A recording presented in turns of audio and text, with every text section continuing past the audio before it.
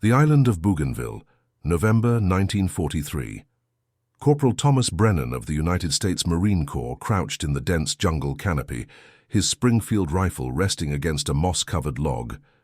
Below him, the Japanese position stretched across the coastal plain like a sleeping serpent. The Marines believed they understood jungle warfare after Guadalcanal. They were about to learn that innovation, not just courage, would determine who controlled these green hells of the South Pacific. Before we dive into this story, make sure to subscribe to the channel and tell me in the comments where you're watching from. It really helps support the channel.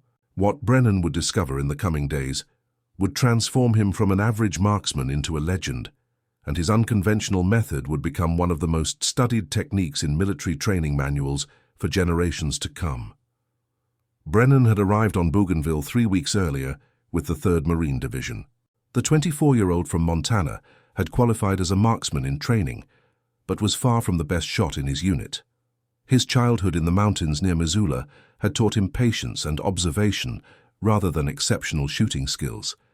He had spent countless hours tracking elk and deer through difficult terrain, learning to read animal behavior and anticipate movement patterns.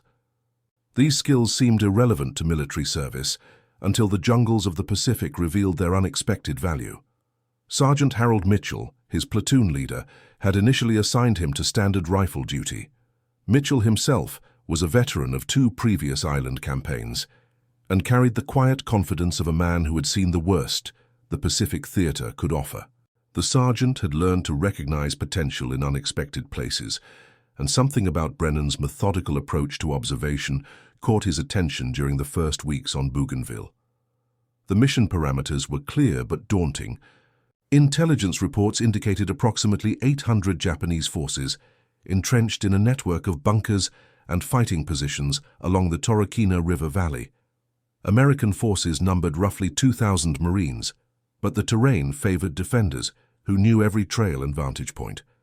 The Japanese commander, whose identity would only be confirmed through captured documents weeks later, had positioned his men with remarkable tactical sophistication. On the 4th day of November, Brennan sat cleaning his rifle while Private First Class Daniel O'Connor, a radio man from Boston, described the latest casualties. 17 Marines had been taken down in the previous 48 hours by what appeared to be extremely accurate defensive fire from concealed positions. The Japanese tactics were brutally effective, and they seemed to anticipate every American movement. Then O'Connor said something that caught Brennan's attention. He mentioned how many casualties occurred during the brightest parts of the day, particularly when the sun reached its zenith. Most Marines assumed this was simply when patrol activity peaked, but Brennan's mind worked differently. He had grown up hunting in the Rocky Mountains, where understanding light and shadow meant the difference between eating and going hungry. That evening, Brennan approached Sergeant Mitchell with an unusual request. He wanted permission to operate independently for several days, moving through the jungle at his own pace and choosing his own positions. Mitchell was skeptical. The Marine Corps valued unit cohesion above individual initiative. But something in Brennan's explanation intrigued the sergeant. Brennan believed the Japanese were using reflected sunlight to identify American positions before engaging. Mitchell gave him 72 hours to prove his theory. The next morning, Brennan moved into the jungle carrying minimal equipment: his Springfield rifle, 200 rounds of ammunition, his canteen, rations for 3 days, and one additional item that would prove revolutionary: a small mirror salvaged from a destroyed Japanese camp.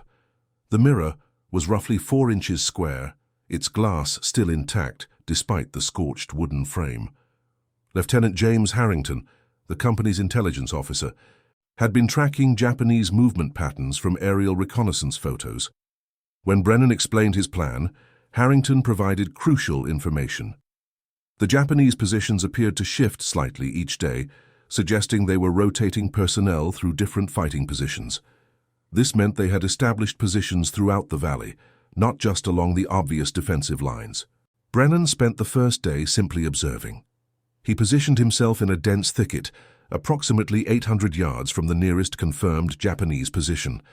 Through his scope, he watched the subtle movements of foliage, the occasional glimpse of a helmet or rifle barrel. But he also watched the light, how it moved through the canopy, how it reflected off metal, off water, off anything with a polished surface. By mid-afternoon, he noticed something that confirmed his hypothesis. Brief flashes of light emanated from at least 3 different Japanese positions, always just before American patrols reported taking fire. The Japanese were using mirrors or polished metal to signal each other, coordinating their defensive efforts with remarkable precision.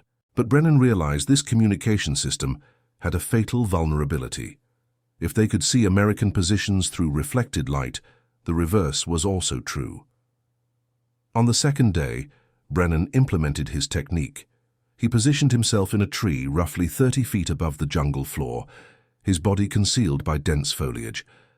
The selection of this elevated position was deliberate, providing superior observation angles while remaining completely hidden from ground-level sightlines. Then, using his salvaged mirror, he deliberately created a brief flash of reflected sunlight aimed at a suspected Japanese position. The flash lasted less than 2 seconds, carefully angled to appear as if it came from an American patrol at ground level, approximately 200 yards from his actual location. The response was almost immediate. A Japanese soldier, believing he had spotted an American target, shifted position to get a better angle for engagement. The movement was subtle, barely perceptible to an untrained observer, but Brennan's years of hunting experience had taught him to recognize the slightest disturbance in natural patterns. The soldier's helmet appeared briefly between 2 sections of camouflage netting. Brennan's Springfield cracked once, and the soldier's movements ceased. The technique had worked on its first attempt, validating hours of observation and theoretical planning. Corporal Vincent Delacroix, a French-Canadian scout who occasionally crossed paths with Brennan during these independent operations, later described what made the technique so effective. The mirror flash created a false target that drew Japanese attention while simultaneously revealing their positions when they attempted to engage. It was psychological warfare combined with traditional marksmanship. Over the following days, Brennan refined his method. He learned the optimal duration for mirror flashes, typically between 1 and 3 seconds. Longer flashes appeared unnatural and aroused suspicion. He discovered the best times of day, usually between 10 in the morning and 3 in the afternoon, when sunlight was strongest and most directional. He mapped the angles that produced the most convincing false targets. By November 8th, his documented successful engagements numbered 23. Sergeant Mitchell, reviewing the reports with growing amazement, authorized extended independent operations. The Japanese still held their positions, but their coordination was breaking down. The mirror signals they relied upon had become a liability. Private Eugene Walsh, a young Marine from Philadelphia who served as a runner between forward positions, brought Brennan supplies every other day. Walsh described the growing unease among Japanese forces as their supposedly secure communication method increasingly resulted in losses. Intercepted communications, translated by Navy intelligence officers, showed confusion and paranoia spreading through the Japanese command structure. The psychological impact extended beyond simple casualty numbers. Japanese soldiers became reluctant to respond to mirror signals, unsure whether they indicated friendly coordination or enemy deception. Their response times slowed, their coordination fragmented. The defensive network that had seemed so formidable began to show cracks. Officers struggled to maintain discipline as soldiers hesitated before following standard procedures, second-guessing their training and instincts. The trust that had existed in their communication system evaporated, replaced by uncertainty and fear that every signal might be a trap. This erosion of confidence proved as damaging as any physical casualties, degrading the defensive effectiveness in ways that conventional attacks could never achieve. Captain Robert Thornton, the battalion commander, initially struggled to understand how one Marine with a rifle could generate such disproportionate effects. When Brennan explained the technique in detail during a debriefing, Thornton immediately grasped its implications. This was not just marksmanship. It was intelligence gathering, psychological operations, and precision targeting combined into a single methodology. By November 12th, Brennan's documented successful engagements had reached 61, but the numbers only told part of the story. Japanese defensive tactics had fundamentally changed. They abandoned their mirror communication system entirely, reverting to runners and verbal commands. This shift reduced their coordination efficiency by what intelligence officers estimated at 40 to 50%. Lieutenant Colonel Frederick Hayes, the regimental executive officer, visited Brennan's position on November 13th. Hayes was a decorated officer from the European theater who had transferred to the Pacific to study jungle warfare tactics. He spent 6 hours observing Brennan's methodology, taking detailed notes on positioning, light angles, timing, and psychological elements. Hayes later wrote in his operational report that Brennan had independently discovered a principle that would later be formalized in military doctrine as signature manipulation and exploitation. The Japanese had created an observable pattern in their defensive operations. Brennan had learned to read that pattern, exploit its predictability, and turn their own communication system into a targeting mechanism. The weather on November 14th brought intermittent clouds, which Brennan initially viewed as a setback. Consistent sunlight was essential for his mirror technique, but he discovered that broken cloud cover actually enhanced the method's effectiveness. The irregular light patterns made his deliberate flashes blend more naturally with environmental variations, reducing Japanese suspicion while still triggering their defensive responses. Sergeant Major William Patterson, the most senior enlisted Marine in the battalion, had initially dismissed Brennan's technique as luck or exaggeration. Patterson had served in the Marine Corps for 18 years and had seen countless tactical innovations fail under combat conditions. But when he personally observed Brennan operate on November 15th, his skepticism evaporated. Patterson described watching Brennan create a mirror flash, wait with absolute stillness for approximately 90 seconds, then smoothly acquire and engage a target that had revealed itself by responding to the false signal. The entire sequence demonstrated patience, discipline, and an almost uncanny ability to predict enemy behavior. By November 16th, Brennan's documented engagements had reached 83. The number seemed almost impossible for a single Marine operating over such a short period. Captain Thornton ordered Lieutenant Harrington to accompany Brennan and provide independent verification. Harrington, a graduate of Yale University who had trained as an artillery observer before transferring to intelligence, brought a scientist's skepticism to the assignment. Harrington spent 2 days observing Brennan's operations. His detailed report documented 11 successful engagements using the mirror flash technique, along with comprehensive notes on methodology, environmental conditions, and psychological factors. Harrington concluded that Brennan had developed what amounted to a new tactical system that combined elements of hunting, psychology, and technical marksmanship. The system worked, Harrington explained, because it exploited a fundamental aspect of human perception and response. The Japanese soldiers were trained to react to certain visual cues. The mirror flash triggered an automatic response pattern. By the time their conscious minds could evaluate whether the signal was genuine, they had already exposed themselves to observation and targeting. On November 18th, Brennan was operating from a position overlooking a narrow valley when he observed something unexpected. A Japanese officer, distinguishable by his sword and different uniform, was moving between positions without regard for the mirror flash technique. This officer appeared to be explaining something to the soldiers at each position, likely warning them about the American deception. Brennan faced a tactical decision. The officer was approximately 900 yards distant, near the maximum effective range for his Springfield. The shot would be difficult, and missing would alert the entire Japanese defensive line. But allowing the officer to continue spreading awareness of the mirror technique would degrade its future effectiveness. He took the shot. The Springfield's report echoed across the valley, and through his scope Brennan saw the officer fall. The impact on Japanese morale was immediate and visible. Soldiers who had been receiving the officer's briefings scattered in confusion. The coordinated defensive posture collapsed into individual survival reactions. Private Walsh, bringing supplies that evening, reported that American patrols had advanced nearly half a mile that afternoon with minimal resistance.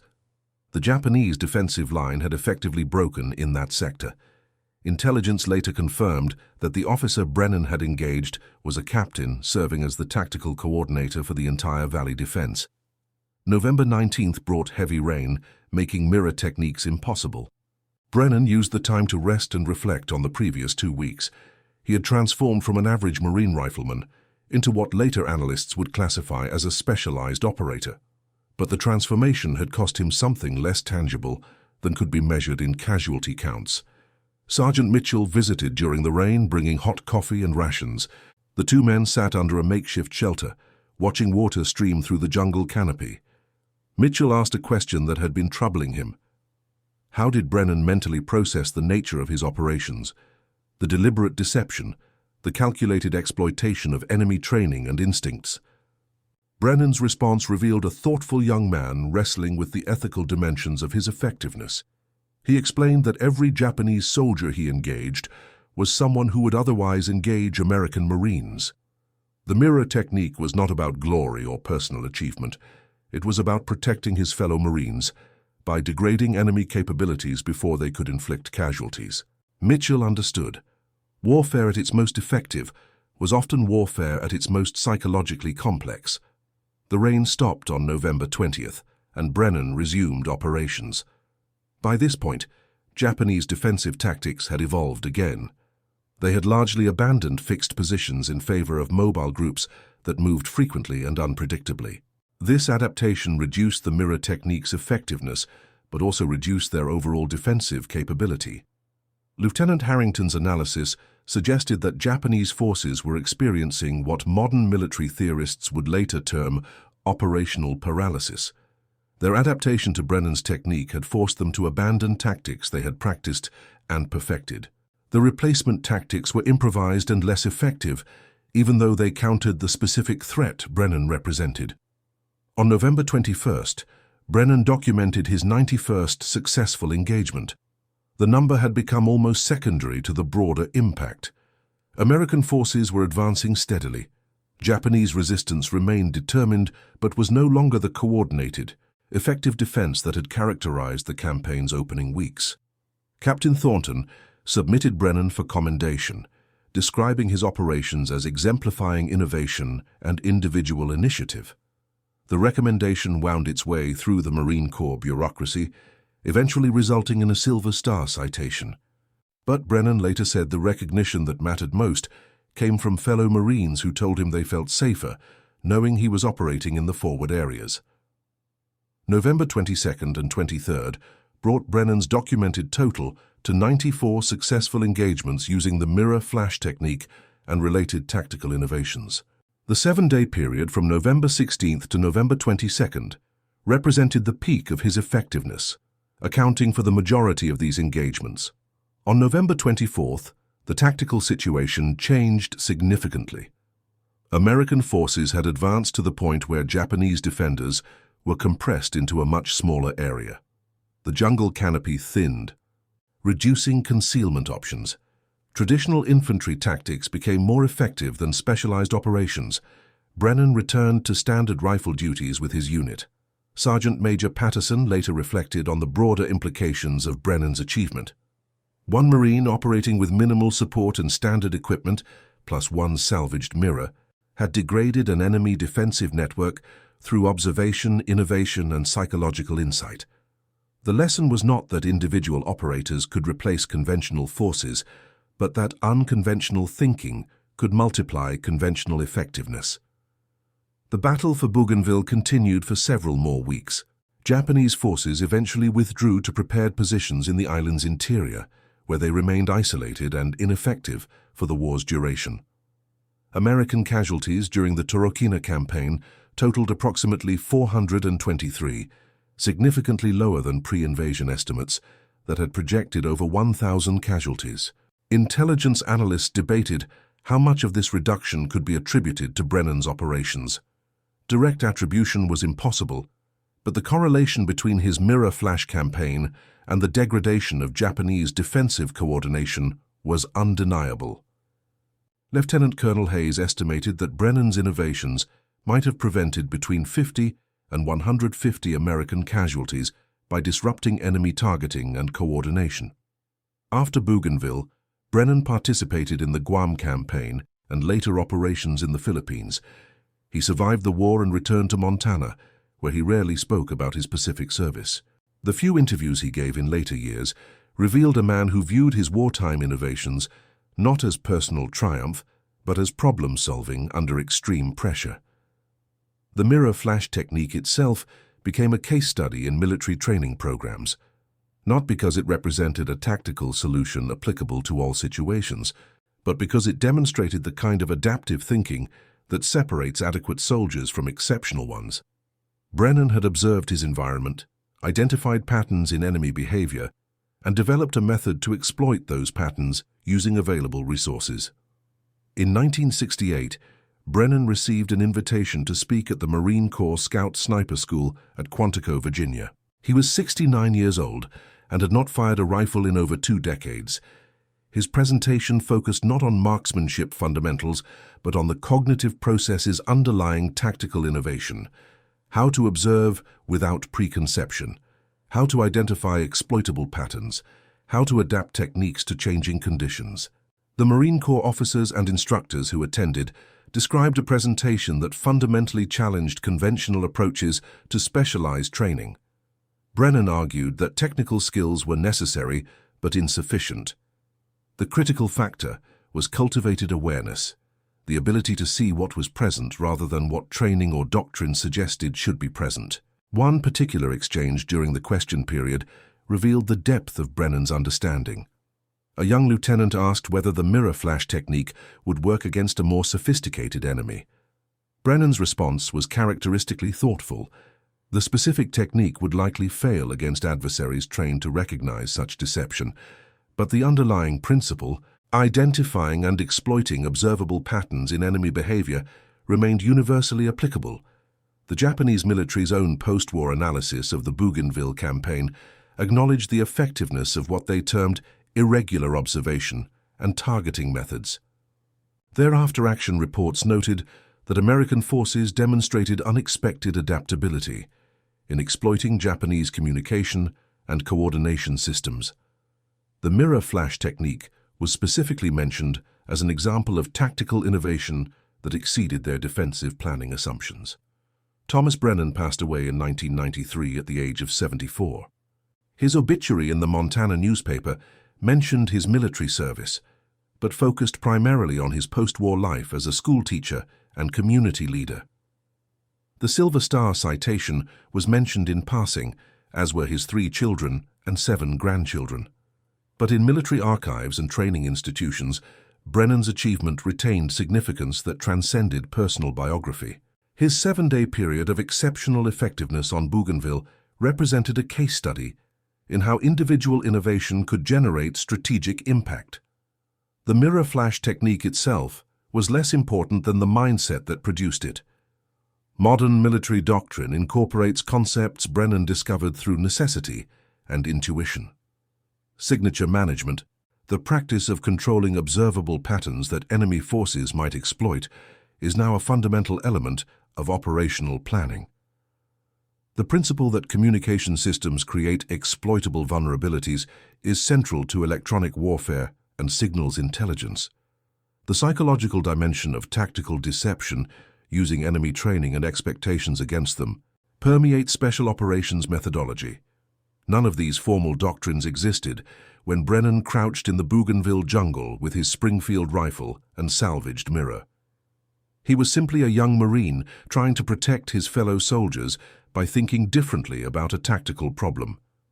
The fact that his improvised solution anticipated concepts that would later require academic study and institutional development speaks to the power of adaptive intelligence under pressure.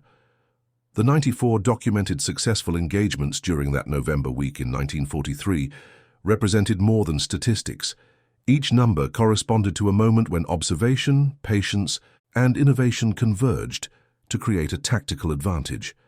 Each engagement potentially prevented Japanese forces from targeting American Marines, each contribution to the overall degradation of enemy defensive capabilities. But perhaps the most significant aspect of Brennan's achievement was how it demonstrated the continued relevance of individual initiative in industrial-scale warfare.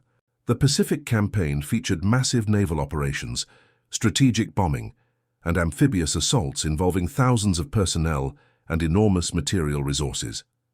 Yet within that vast mechanized conflict, one Marine with a rifle and a mirror could still generate meaningful impact through intelligence and innovation. The Bougainville jungle where Brennan operated has long since reclaimed the fighting positions and trails of 1943. The physical evidence of his 7-day campaign has disappeared beneath vegetation and time, but the intellectual legacy persists in how military forces train, think, and adapt. The mirror flash technique was specific to a particular time and place. The mindset that created it remains universally relevant, and that concludes our story. If you made it this far, please share your thoughts in the comments. What part of this historical account surprised you most? Don't forget to subscribe for more untold stories from World War II, and check out the video on screen for another incredible tale from history. Until next time.